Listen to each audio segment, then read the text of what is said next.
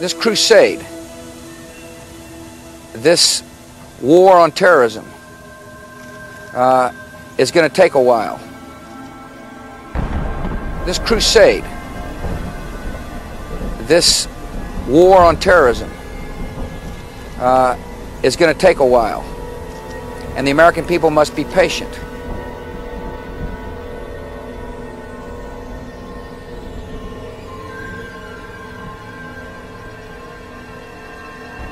You can see in the foreground the flags of the 117 member states which are flying.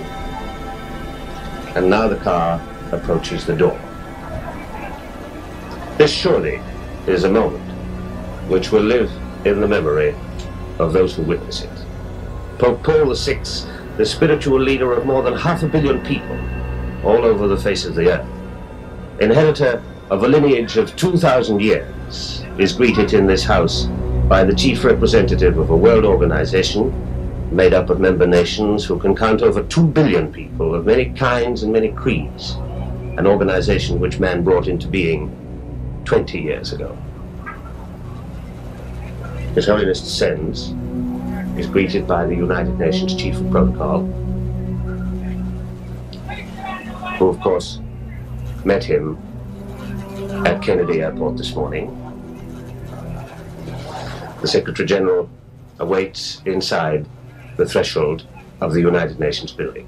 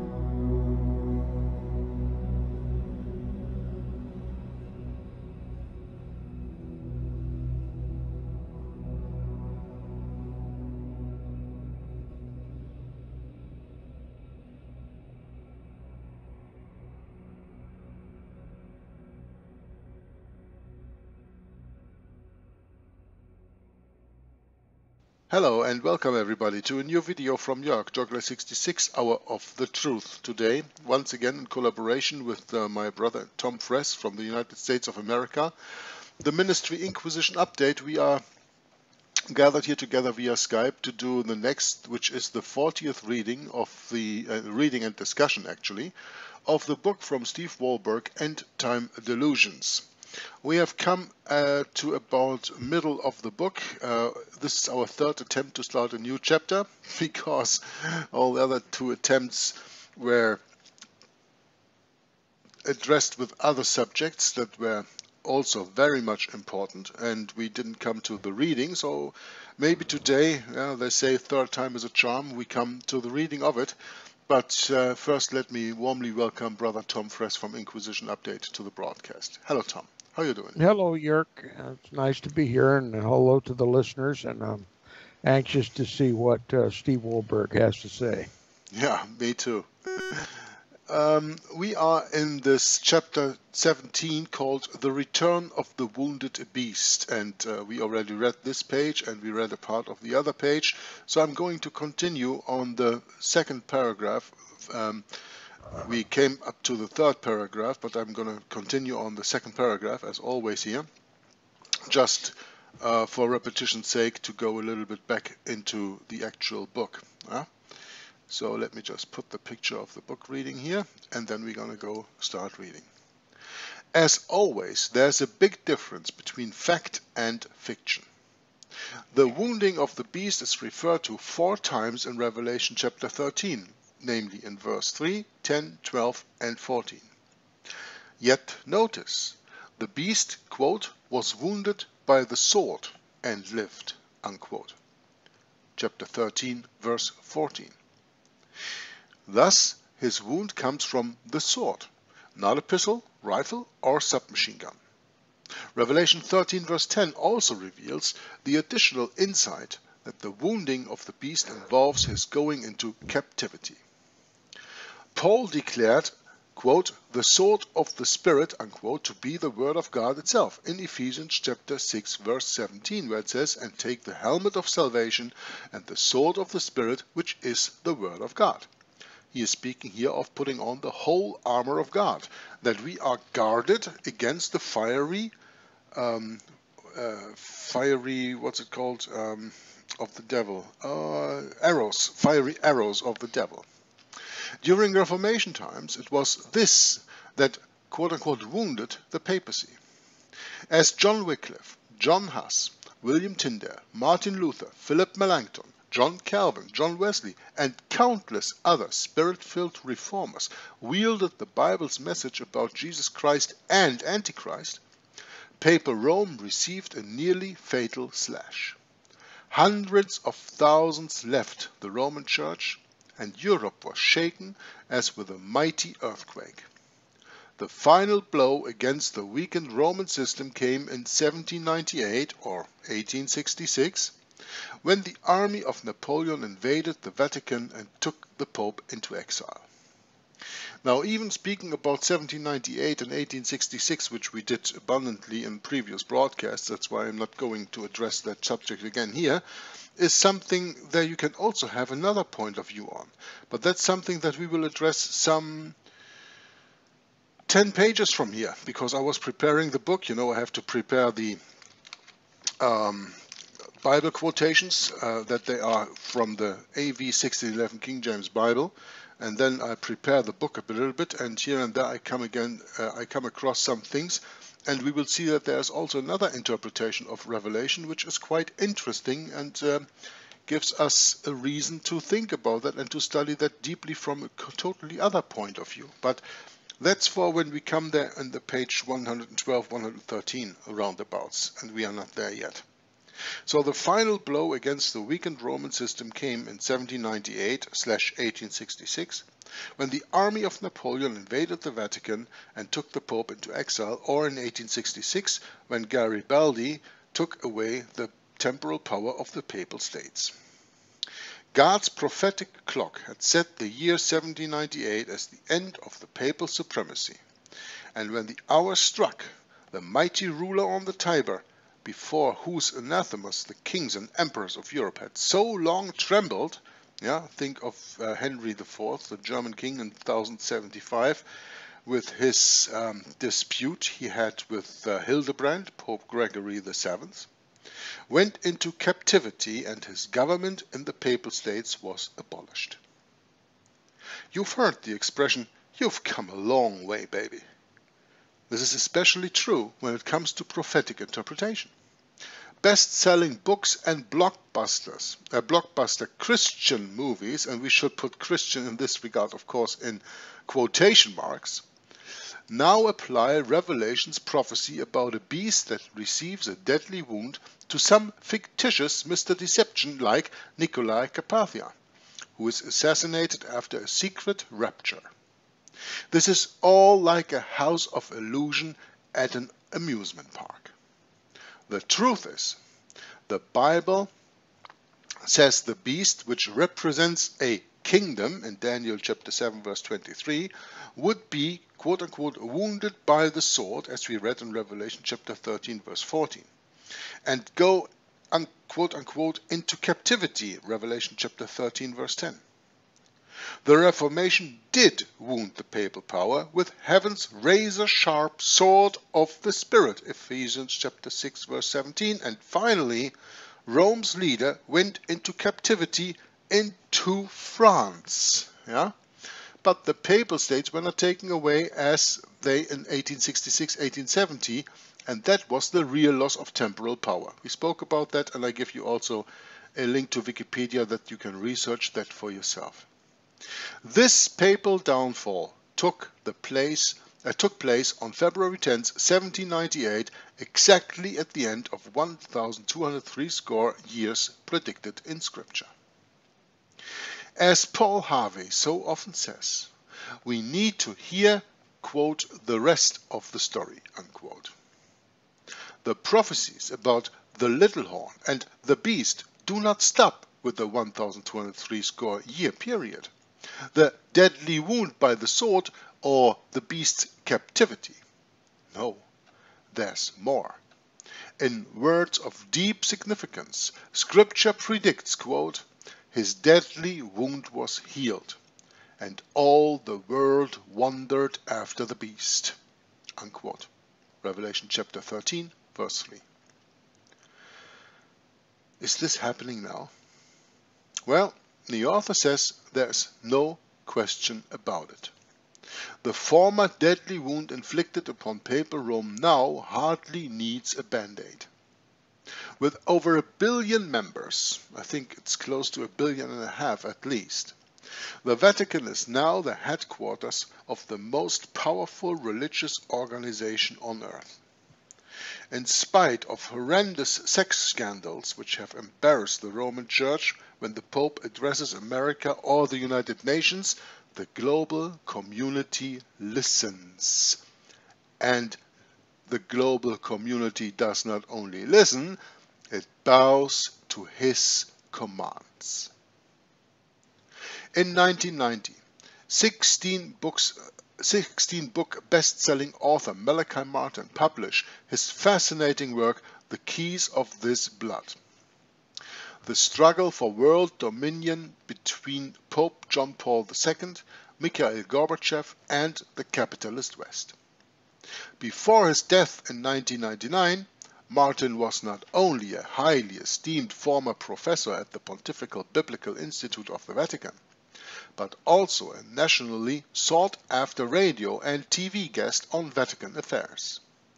The Washington Post even referred to his uncanny accuracy and insights. In his 1990 book, The Keys of This Blood, and let me just put a picture of that book in here. And in the meantime, Tom, of course, can give a comment if ever he wants to for the things that I read so far. Well, certainly I have a comment.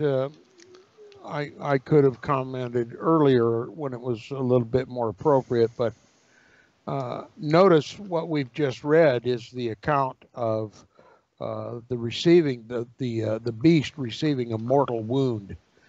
Now, always in the futurist churches, we are taught to believe that this mortal wound, it takes place after, they sign a 7-year peace treaty with the Jews. The Antichrist signs a 7-year peace treaty with the Jews to allow them to build a temple and begin animal sacrifices again. And then after 3.5 years, this Antichrist, according to the Left Behind series book, this Nikolai Carpathia, causes the sacrifices and oblations to cease. And at some point, after causing the Temple Mount worship to stop, he receives a mortal wound during a 1,260-day period of days. And this is how the Vatican, together with her harlot daughters, for lack of a better description, are painting a futurist picture of what took place long ago in history. Yeah, Tom, that is sorry to interrupt you here. This is the point we addressed already earlier, and it is very interesting that you bring that up again. Yeah. They mix the complete fulfillment of the 70th week by Jesus Christ in the 70th week, which is 2 times 1,203 score days, 3.5 years makes 2 times 7 years. They mix these real 7 years, earthly years, with the prophetic years of 1,203 score days in prophecy, which speaks of 1,203 score actual years. And they mixed it up, and they can only mix it up because people don't read their Bible and are confused when 3.5 years mentioned here, and they are literal, and 3.5 years mentioned here, and they are mentioned spiritually. They don't make the distinction anymore. That's how they are so easily betrayed. I think that's a very important point you make, and it is sure to be made once again. Let me put the picture here of Jesus fulfilling the 70th week of Daniel. When we see here the 70th week, the last week after the 69 weeks, this blue bridge, this is 1 week, 7 years is 2,520 days. The midst of that, when Jesus went to the cross, is 1,203 score days. But that is literal days. That was Jesus Christ's ministry on earth. And they take this 70th week, and especially the first part, the first 1,260 days, and change that with the prophetical 1,260 days of Daniel chapter 7 and of the book of Revelation. That's such an important point you are making there, Tom. I don't want you to go easily over that, because that really is something that has to be drummed in with many people, I think. Look, it's a very complicated thing that they're trying to paint. They're trying to use the prophecy of Daniel to justify a future fulfillment, and to people who are just coming to this, it might seem tremendously complicated and confusing. But look, we're only confused because our pastors have allowed us to believe a lie. Okay? There is no such thing as a future fulfillment of Daniel's prophecy. It was fulfilled by Jesus Christ, Messiah the Prince that shall come 2,000 years ago. Now, every time we begin to get a little bit confused by this futurist nonsense that we're receiving from the pulpits of our churches, we have to remember all the time, they're talking about a future fulfillment. There's no such thing. We can only understand this if we protect our minds from mixing historicism and futurism, which is a tendency that I've seen even in my own life when God was trying to bring me out of futurism and bring me into historicism. I found myself at various stages having one foot in historicism and another foot, and the other foot still in futurism. And so the confusion continued and continued and continued, and little by little, the Lord answered all my questions and satisfied all the questions and cleared my mind about these confusing things. And Satan wants a believable redo of Daniel's 70th week. He wants it in the future so as to present to the world a false Messiah. The real 70th week of Daniel was about nothing but Jesus the Christ. Okay? There was no mention, directly or indirectly, of any Antichrist. It was all about Jesus. Daniel spoke in Daniel chapter 9, verse 24 through 27. Daniel never spoke at all about the Antichrist. It's all about Jesus. But in the futurist scenario, the last 7 years that the world wants us to believe in, that the papacy wants us to believe in, the Antichrist fulfills it. Okay? And this is the one that supposedly receives a mortal wound after 1,260 days, after causing the sacrifices and oblations to cease. Actually, Tom, another mockery of Jesus Christ. Absolutely. Because Jesus Christ received a deadly wound when he was on the cross. Right. He died. He was dead for 3 days. Then he resurrected and went up to heaven. And they are replaying that he, quote-unquote, receives a, quote-unquote, deadly wound, which is not deadly, and resurrects, and thereby they actually make him Christ, more or less. That's right. That's right. That's what it's all about, the enthronement of Satan in the world. And since Satan is a spirit, okay, since Satan is a spirit, he has to be enthroned in a physical body. And that physical body is the papacy. Remember, Martin Luther said the papacy was nothing but a mask behind which Satan resides. Martin Luther was absolutely correct about that. The physical manifestation of Satan in the world is the papacy. Okay? The son of perdition is the papacy. Betrays Christ with a kiss. And the papacy is the mask behind which Satan rules and reigns in this world. Now, since Satan is a spirit, he has to have a visible, physical manifestation in the world, because he rules over a physical, visible kingdom, the kingdom of this world. And the visible manifestation of Satan in the world is the Pope.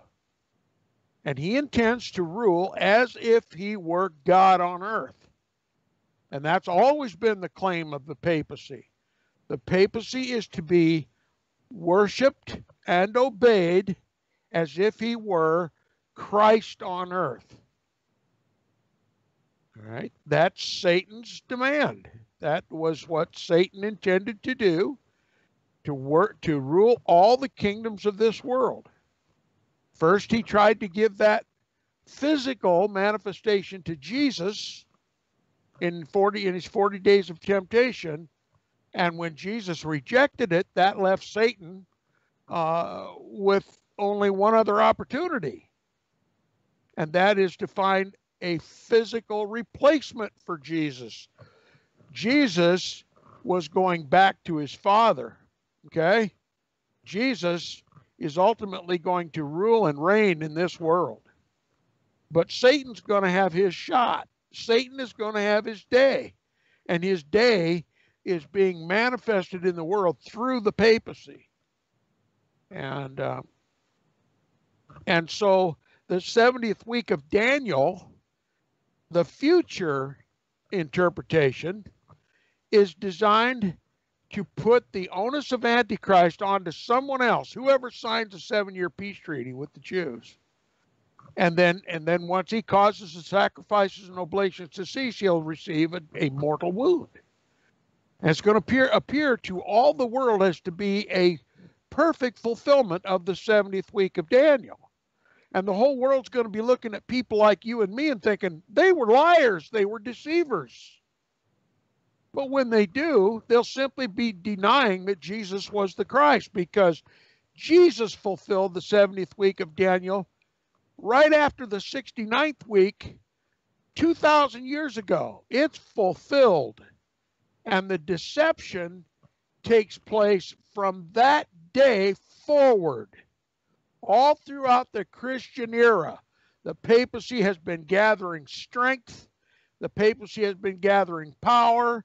The papacy has been gathering membership to his church, political power, military power, financial power, human resources power, spiritual power from Satan, and it's ready to culminate into a future fulfillment of Daniel's 70th week, the purpose of which is to ultimately present to the world a false Messiah. The true Messiah was revealed to the world as Daniel predicted 2,000 years ago in the historical 70th week of Daniel. The real 70th week of Daniel. The Vatican's future interpretation is to present to the world a false Antichrist and then the papacy as the Christ. And so the future 70th week of Daniel has to be believable. It has to unfold in the world as close to the original, the true 70th week of Daniel, as to keep the whole world deceived and confused. And the world is going to remain confused. The futurists are not going to repent. Okay? I don't see any movement to abandon this futurist delusion. But it's hopeful, or we wouldn't be on the air preaching the truth. They have to have a hearing. They have to hear the truth. They have to make a decision, an informed decision.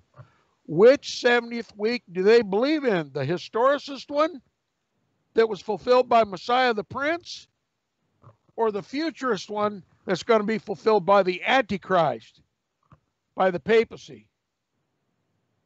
Which Christ are they going to serve? Jesus or the vicar of Christ, the papacy? That's the decision. And they don't get it yet. They don't want to get it because they'll have to give up on the rapture.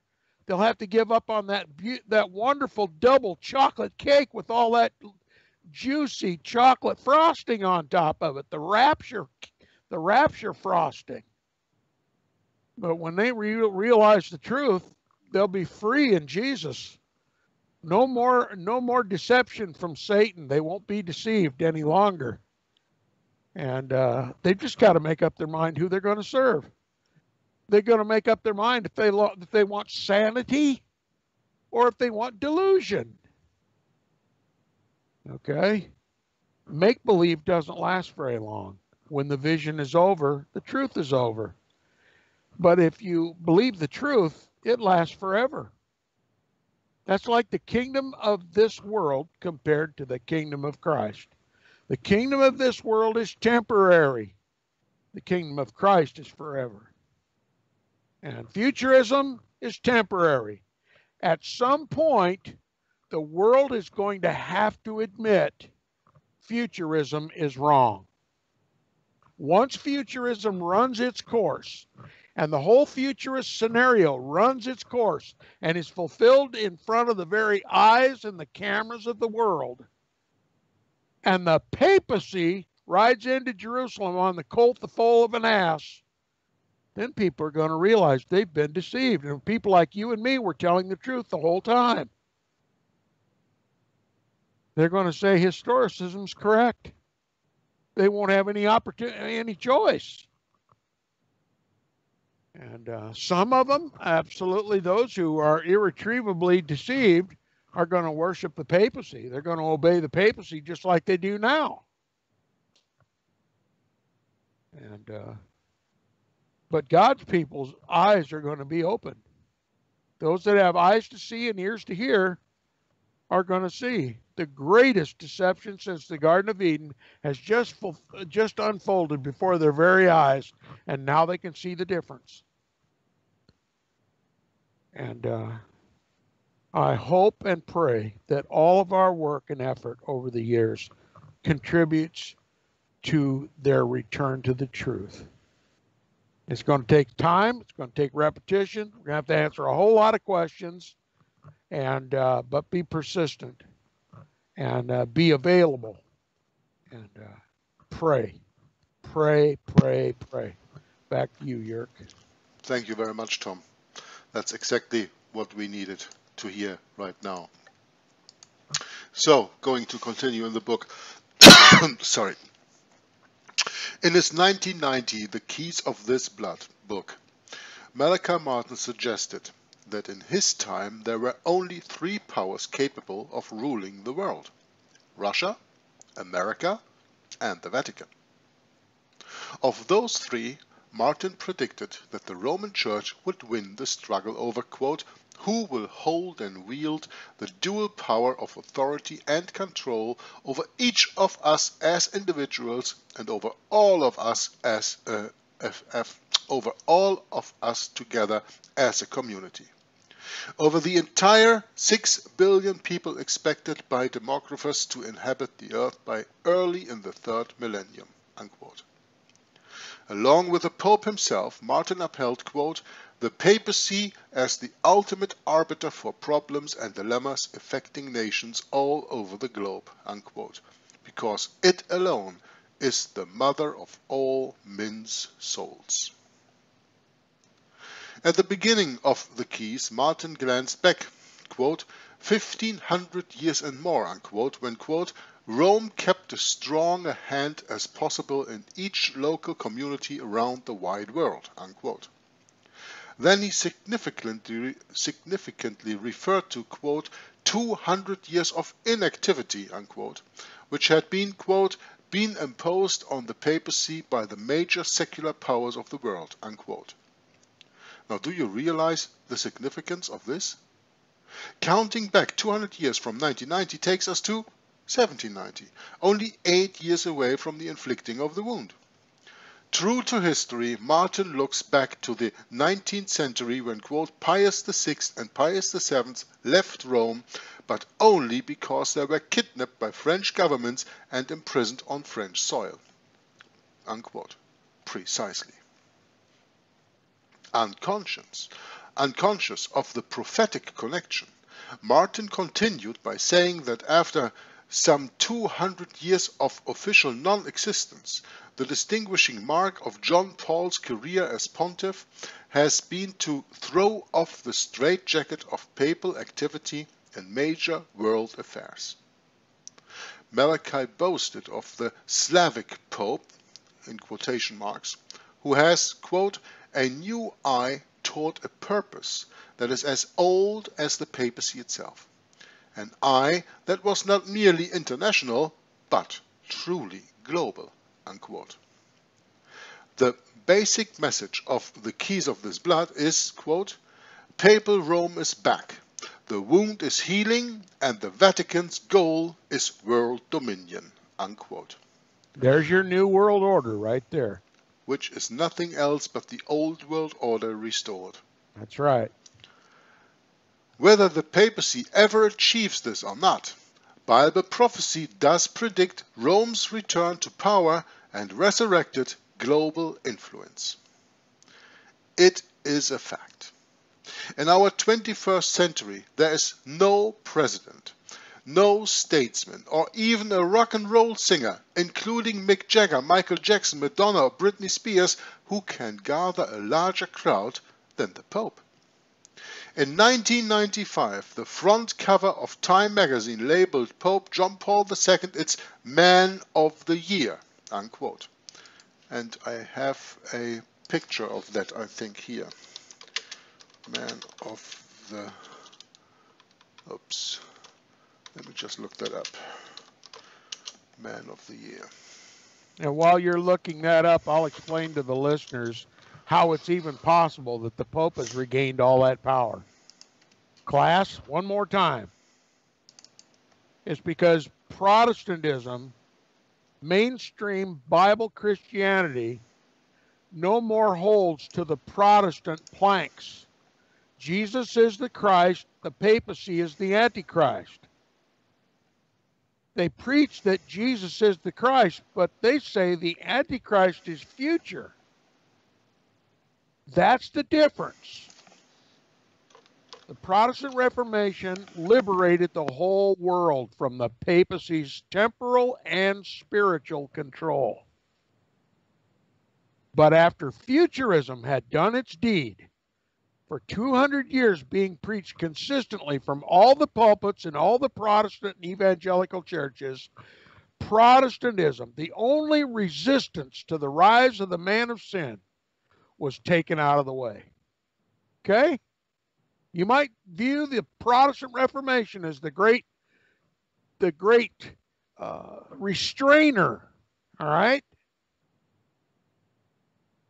And now that Protestantism is dead, being no longer a protest against the man of sin in Rome, the papacy has restored to itself all the power, all the influence, all the control, all the wealth that the papacy enjoyed during the Dark Ages, where the popes ruled over the kings of the world and every man, woman, and child was made a subject of the Roman Catholic Church, a subject of the Holy Roman Pontiff.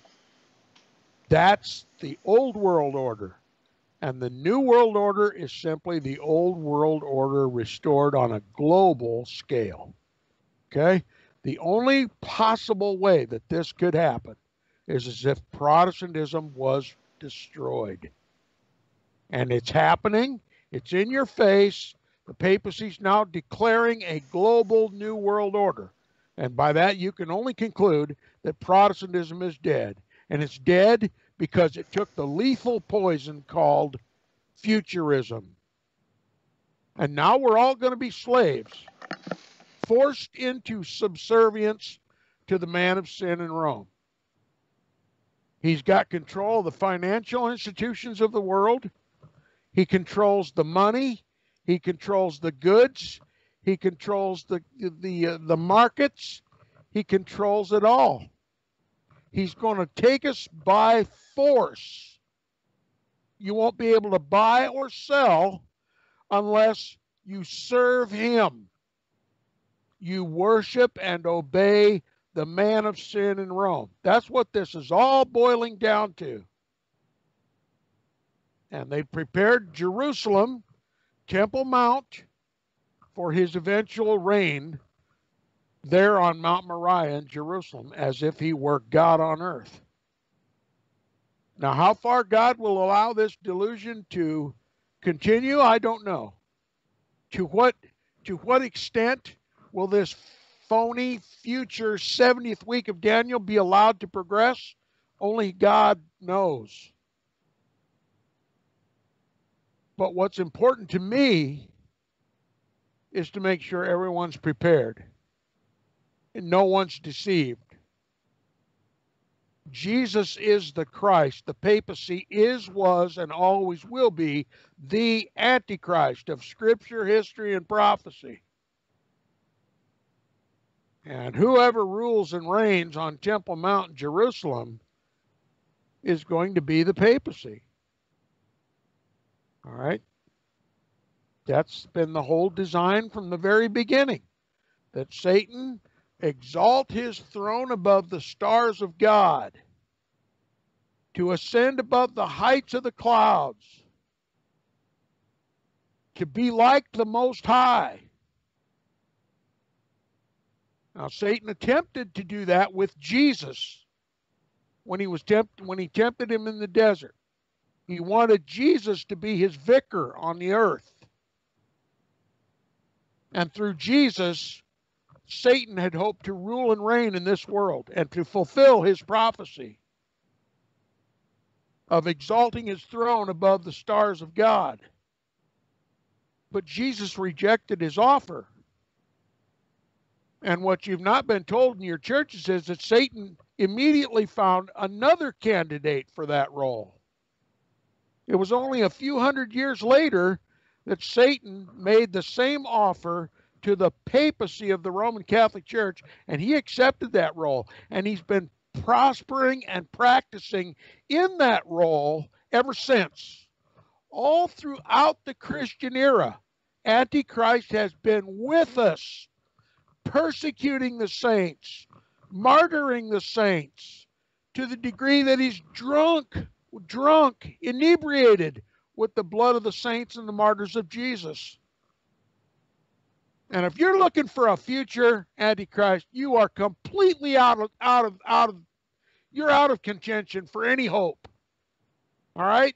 You've been so wickedly deceived, so hopelessly and helplessly deceived, that you couldn't find your backside with both hands. And how could I say it? Because I was one. I was deceived like everybody else. But now I know the truth. And I want to help you see the truth. Yerk wants to help you see the truth. Steve Wohlberg wants to help you see the truth. And the truth is far more believable than the wicked futurist lies that we've been told all of our lives. And because we fell for that deception, the Pope now rules us morning, noon, and night. And once again controls all the governments of the world. Is there going to be another Protestant Reformation to liberate us all again? I don't think man has the will. I don't think man has the spiritual power to do it. It's going to require the return of Jesus Christ to set this straight. And when he returns, what will he find us doing? Worshiping him in spirit and in truth? Or worshiping the man of sin in Rome? Obeying all of his Antichrist laws? Worshiping and fawning at the feet of the man of sin in Rome? I'm telling you, if you stay in your churches, that's where you're going to be found when Christ returns. Worshiping at the feet of the man of sin in Rome. That's where the churches are taking everybody. This is a serious issue. This is the most serious discussion a man can have in our generation. Are we going to believe in the future 70th week of Daniel? Or are we going to believe in the historical fulfillment by Christ 2,000 years ago? I think the answer should be far more easy to make than most people are making it. I hope and pray I'm helping you understand what is really going on in this world. Back to you, Jörg. Jesus had his reasons, Tom, when he asked the question, when I come back, will I find faith in the world? That's right, he sure did. What faith did he refer to? The faith that he was the complete and perfect fulfillment of Daniel's 70th week. That's right. Now, as you see, I didn't find a cover of the 1995, which is here on Google. I just looked it up because I don't have it on my computer. This is from December 26, 1994 and January 1995, the front cover that you see. I only had one of Pope Francis, the actual Pope, who also was called quote-unquote Person of the Year a few years ago. Now, the author continues to say that in the article in the Time magazine, it is quoted, when he talks, it is not only to his flock of nearly 1 billion. He expects the world to listen. And the flock and the world listen. I think this is a very interesting sentence. When he talks, it is not only to his flock of nearly 1 billion that he talks to, but it is the whole of the world that he expects to listen. Why does he expect the whole world to listen to him, Tom? Because in Revelation chapter 13 it is written, and the whole world wondered after the beast. Right. So the whole world listens to him. Yeah, we are all made Catholic even without our consent or our knowledge, as Richard Bennett put it so boldly in his video, Vatican Control Through Civil Law.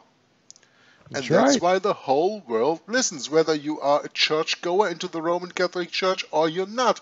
He does not care. He expects the whole world to listen. He addresses to quote-unquote his flock. He addresses to quote-unquote his church. But he expects the whole world to listen. And the flock and the whole world listen.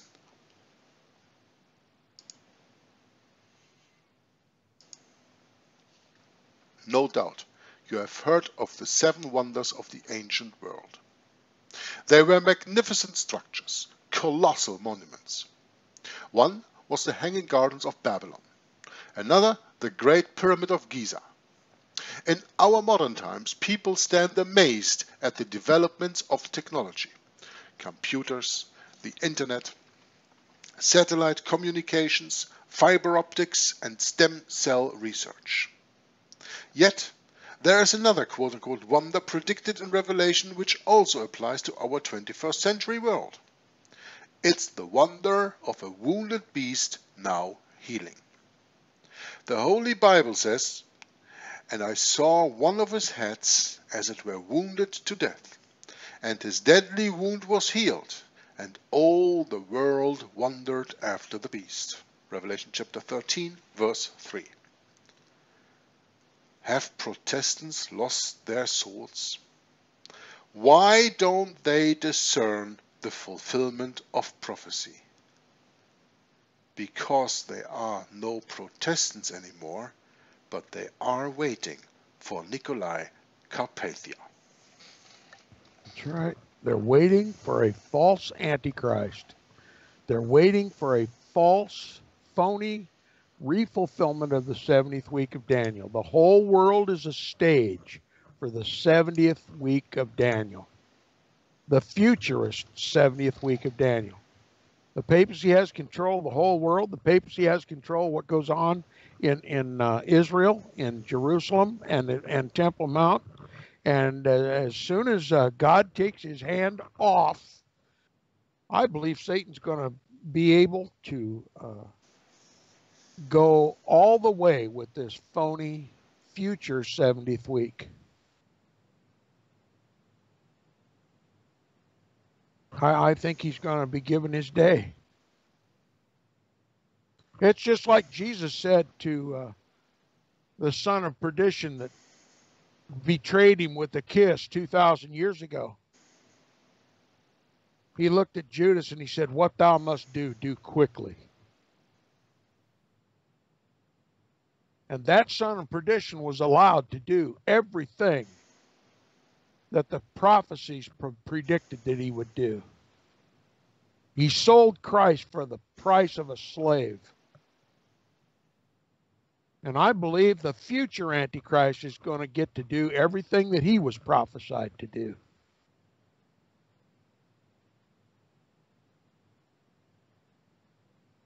I think the only thing out of his control is the timing of it. I think ever since 1948, when Israel became a modern nation state and the Jews were supposedly given their homeland back, I think God has had his hand on the whole thing, preventing it from being fulfilled too soon. Hopefully giving God's people a chance to realize just what a deception they bought. So give them time to repent. Give them time to comprehend the wickedness of this future phony 70th week and to come out of it. To repent of it. To return to the historical fulfillment of it. And to help turn the world away from the papal conquest of the world. And but that doesn't mean it's not going to happen. I think some are going to repent. Some are going to turn away from this future deception and return to the truth. There are a few in this world that are not going to be deceived. But for the most part, the whole world is going to be deceived. And the only reason God is holding his hand on this and preventing the fulfillment of this phony future 70th week of Daniel is to give time for God's people, the elect of God, to repent of their error, repent of their futurist lies and deceptions, repent of their futurist sin in hoping for some escape when the Bible doesn't even predict an escape. We're going to see with our own eyes the destruction of the wicked when the tares are removed from the wheat.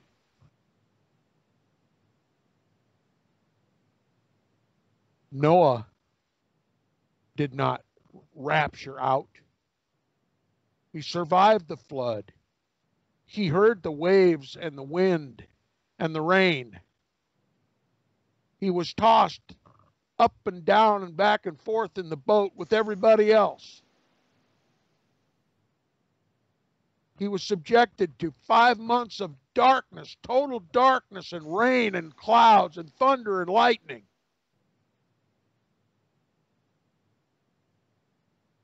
He was in the world, not out of the world, when the judgment came. And that's going to be our lot too. The rapture is a lie. The rapture is only attached to futurism so you won't spit it out of your mouth. That rapture is so sweet that you would rather eat the poison than spit out the frosting. You've got to come to your senses. You've got to give up on a false hope and return to the truth. Back to you, Jörg. Thank you very much, Tom. Let's go continue in chapter 18 of the book, which is called The ID of Antichrist. It looks like a duck, or if it looks like a duck, if it looks like a duck and quacks like a duck, we have at least to consider the possibility that we have a small aquatic bird of the family EvenAtTheDoors on our hands. This is a quote from Douglas Noel Adams. The Bible is the measure of all truth, I say. These were more noble than those in Thessalonica, in that they received the word with all readiness of mind, and searched the scriptures daily, whether those things were so. And when those things were so, well, then a duck is a duck, right? That's also what they learned in Berea, which this chapter 17, verse 11 of the book of Acts is talking about. Each time I travel overseas, I always carry my passport so I can identify myself before local government officials. After comparing my face with the photo, they know it's me. In America, my driver's license serves the same purpose. It lists my name, birth date, height, hair color, and current address. These details are not so much for information, but for identification. That's the issue. In addition to the other puzzles we've found so far, the Bible gives us another highly practical clue to help us identify that which is truly Antichrist. Note this carefully from 1 John chapter 4, verses 2 and 3, quote, "Hereby know ye the Spirit of God. Every spirit that confesses that Jesus Christ is come in the flesh is of God. And every spirit that confesseth not that Jesus Christ is come in the flesh is not of God.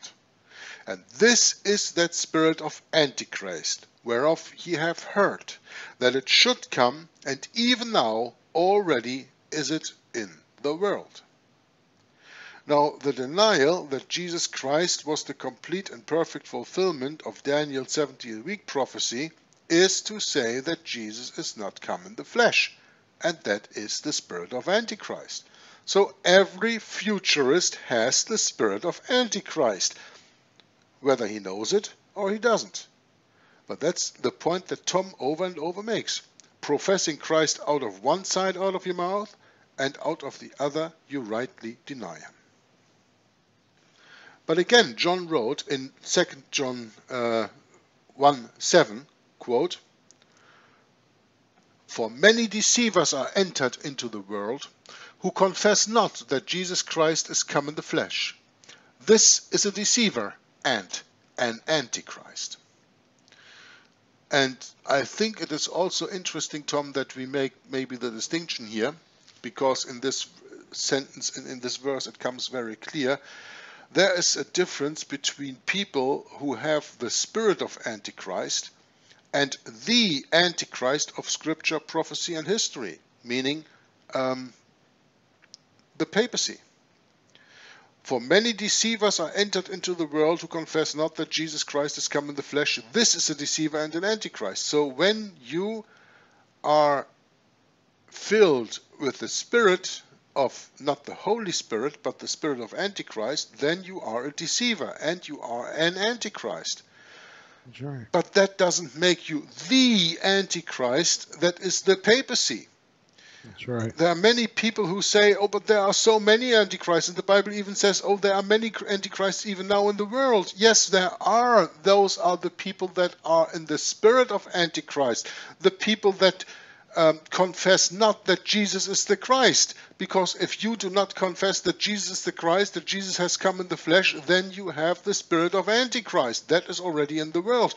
But that doesn't speak of the son of perdition, the man of sin, the little horn, the Antichrist of the Bible.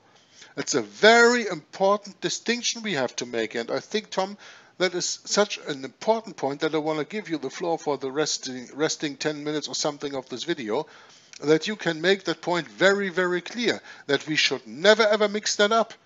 Everybody who does not have the Holy Spirit has another spirit, and that other spirit denies that Jesus is the Christ and confesses not that Jesus Christ is come in the flesh. That is also a person that is led by the spirit of Antichrist, but that doesn't make him the quote-unquote even bad man of the futurist deception. Yeah. Well, there have, as we all know, there have been many deceivers in the world. The Bible talks about some of the deceivers by name. In the New Testament, it mentions Simon Magus, Simon the sorcerer, and also Hymenaeus and Philetus are specifically named. And all of the names in the Old Testament, like Pharaoh, Haman, they were all types of the eventual papal archetype. Everything that you see in those characters are all found all at once, all together in the papacy. And so we're not talking about the types. We're talking about the global archetype, the papacy. That is the man of sin, the son of perdition, the one that Daniel prophesied, the one that Paul prophesied, the one that John prophesied. And all the wickedness named in all the Bible are found in that one single institution. And it's a dynasty, it's an office, it's not one that that only lives the life of a single man. It's a dynasty of popes that hold a perpetual office and fulfill a perpetual prophetic role in the world. Pharaoh's dead. Haman's dead. Simon Magus is dead. Hymenaeus and Philetus is dead, but the papacy lives forever. Okay? So that's the difference between Antichrists, many, and the Antichrist, one. And so there's no reason for anybody to be deceived by this. There's no reason for anybody to be confused by this. I've just made to you the simple distinction that explains and answers all the questions about the Antichrist. Yes, there are many people that have the spirit of Antichrist who contribute to the Antichrist spirit in this world. But there's only one institution in the whole history of the world that perpetuates everything that's found in all of these little antichrists all throughout history. And this was the great discovery of all the Protestant reformers. This isn't something Tom Friess made up. You know, I don't talk about anything that's new. Nothing that I talk about is new. Everything I talk about is ancient. It's as old as Christianity itself. The things I talk about were believed by Christians all the way back to the 1st century. It's called biblical Christianity. True biblical Christianity.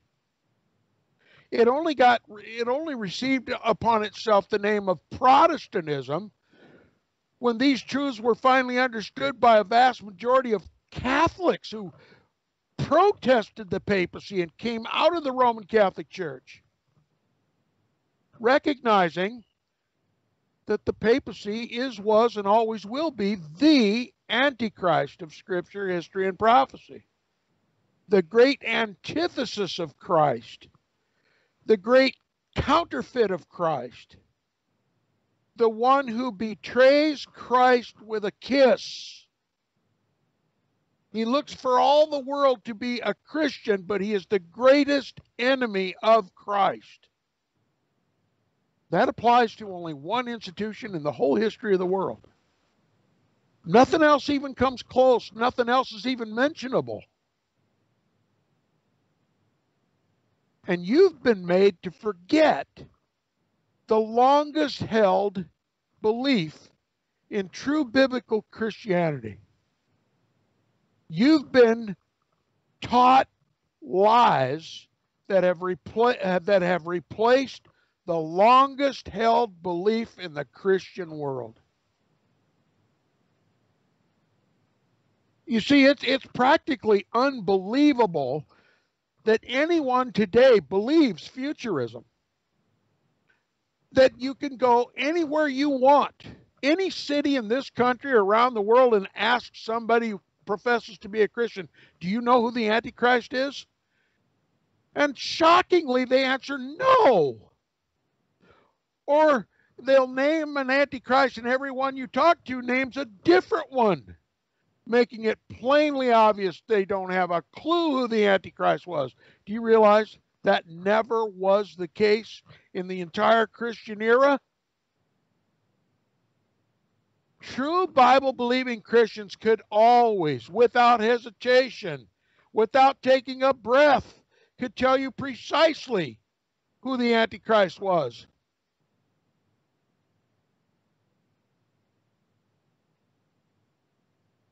And if they could see and hear the futurist nonsense that is taught in the Protestant churches today, well, I don't believe they'd even believe their eyes and ears. What is taught in the church today? Futurism was never heard of in the world. Not in the Protestant world until about 1805 or 1810. Somewhere in that area. And it is inexplicable why God's people, once hearing the historicist truth, don't immediately abandon the futurist deception and return to the truth. The power of deception, the subtlety of Satan and his vicar in Rome is unbelievably powerful. But Christ is more powerful. The truth is more powerful. We just got to make sure everybody has a chance to hear the truth before they make up their minds. And you can help. It's your spiritual bounden duty and responsibility to help. That's your commission. You want God to use you? You want to be a warrior in the kingdom of Christ? Tell the truth about futurism. Show people how a childish a lie that it is. Help to restore the historicist understanding and the historicist fulfillment of Daniel's 70th week. And prove by scripture, by history, and by prophecy, not to mention common sense, that futurism is the most childish load of hooey the world has ever heard. I'll see you next week.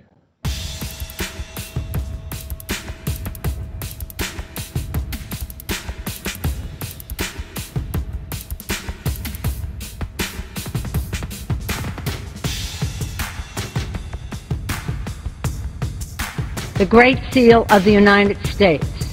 And that Great Seal of the United States has on it, Novus Order Seclorum, a new order for the centuries, for the ages, forever. So confident were our founders in their idea about one generational responsibility, one to the next, that they were confident that our country, that what they were putting forth would exist for the ages. For the ages. That was the challenge they gave us. That is the responsibility that we have. And for a couple of 100 years or more, that has always been the case. We're here today because we believe that, And we believe that the public policy that we put forth, the legislation we put forth, should result in public policy that makes the future better.